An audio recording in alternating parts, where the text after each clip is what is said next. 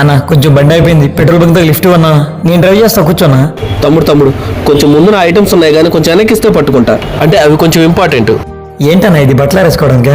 లేదు తమ్ముడు, మధ్యలో మూడు బాగోపోతే ఉరేసుకొని సర్దామని.